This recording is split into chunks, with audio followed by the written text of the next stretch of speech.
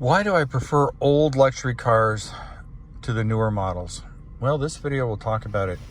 I'm 6'2" almost, and this is what they call mansplaining, which is, I guess, spreading your legs out. Something a couple of years ago people got weirded about. So why are the older cars better, the luxury cars better than the new luxury cars? Well, for me, it has to do with mansplaining. I'm sure if I was 5'8" or 5'7", it wouldn't be an issue. But when I'm driving, I like to have if I've got the car and drive and I'm just humming along, I like to have very comfortable seats. And these older cars understood comfortable seats.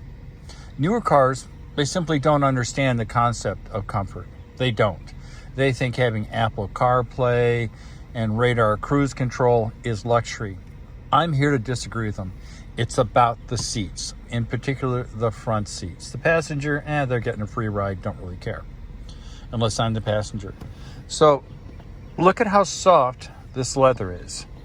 Why would anyone think that you want a hard, unforgiving leather? It doesn't make any sense.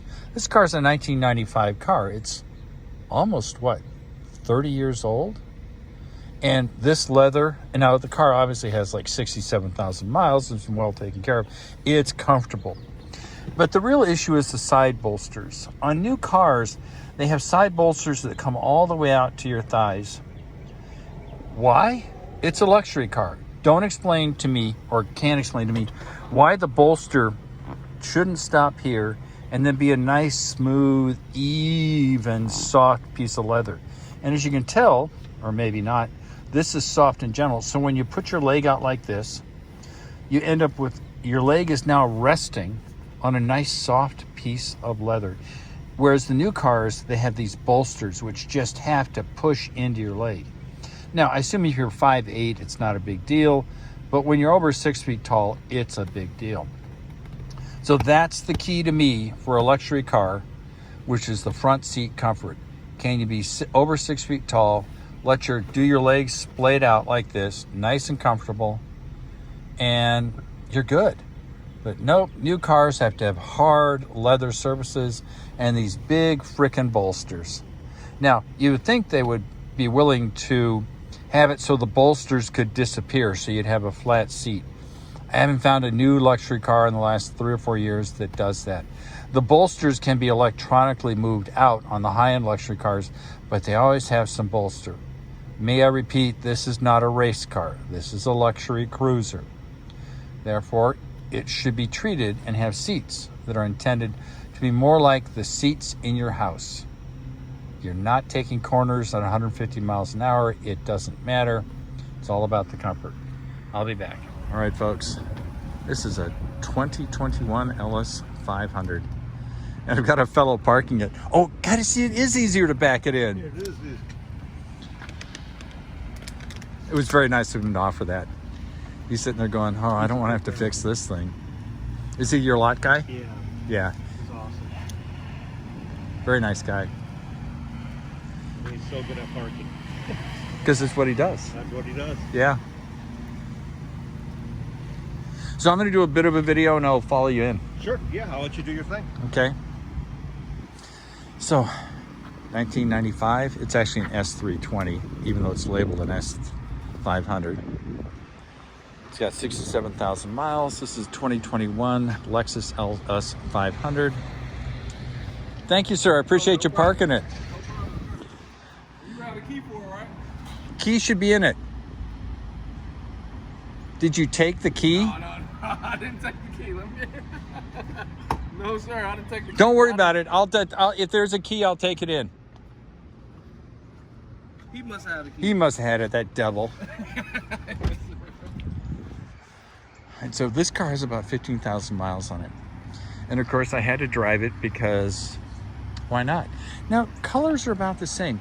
Now realize 1995, 2021, it's a Lexus certified. And the question is, so why do I drive cars like this? Because it's always fun to see cars that are as well made as the Mercedes is. And realize that's a W140, the Mercedes, and they're really well done. And I gotta admit, this one is a gorgeous interior. I mean, it's a really nice car. Is it as nice and as well built as the Mercedes? I would say pretty close. But realize the Mercedes, the W140, was built in a time where Mercedes spent billions of dollars on building. I mean, look at this little detail. That's a stainless steel guard so that you don't mar the paint. Now, how does that compare to the Lexus? The Lexus has more technology, but let's see, they put this little piece of plastic here. Beautifully done, seamless and visible. It's a gorgeous car. It rides really well. I gotta say, oh gosh, did you see that? Watch the seatbelt connector. Let's see, hold on. Let's see if it does it for me. Oh gosh, well, it actually pokes out. It has a motor. So the seat's very nice. And I love the color. I think it's called Palomino. It's a gorgeous car. It doesn't have a heads-up display, and it still has, because it's 2021, it still has the CD player. Who cares? I drove it for about, half an hour. Really nice, very comfortable. And it's reasonably priced, and it's Lexus certified, which means it gets a total of 6 years from its first in-service date. So I think the coverage ends 2027. And let's see what they want for it, since this is down. Oh, they only want $60,000. But it's, like I said, it's beautifully done. The wood, the sculpting, the handles, it's very quiet. It's a miraculously nice car. It has a 3.4 liter twin turbo. Let's see, what are the wheels? Are they the 20 inchers? You'd think I'd be able to see it immediately, but I can't. But it's got a nice ride. Hopefully somebody can see it and tell me what I'm running here. Yeah, I'm blind. Nice car. Now, which one rides better? The Mercedes rides better. It simply does. And I think some of the reasons is that it was built in the sense that it was built as a luxury car. One of the problems with new cars is that they build them to be sports cars. It's a luxury car. Having bolstering on the sides so that you can go faster and be held in the seat, it's nonsense. It's absolutely pure nonsense. If you have a luxury car, it's for a bougie ride. Now, am I impressed with this car? Oh yeah, I'm impressed with this car. But this car is in some ways more impressive. And let me give you a quick example of that. God, the remote is so cute. It uses infrared. Look at that seat. Oh, the smell is amazing. It has minimal to no bolstering. It's broad, it's squishy, it's soft. And when you ride in this car, it's like being on a pillow. That's all I can say. It's an amazing car. And look at the detail on the latches here. Look at that. It's an impressive automobile. Doesn't mean that the Lexus isn't. The Lexus is a different era, a different car. And the seats, they're actually pretty soft. But see, why the bolstering? What's the purpose behind the bolstering? I don't understand the bolstering. Why would you want this pressing in on your thigh?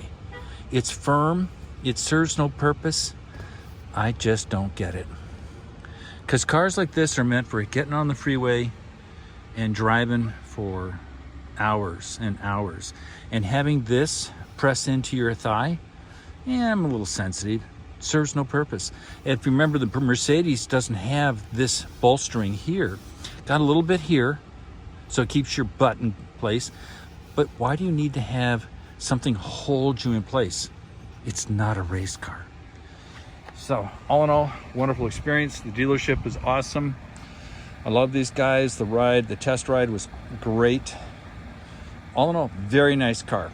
I see why it's the top end model for Lexus.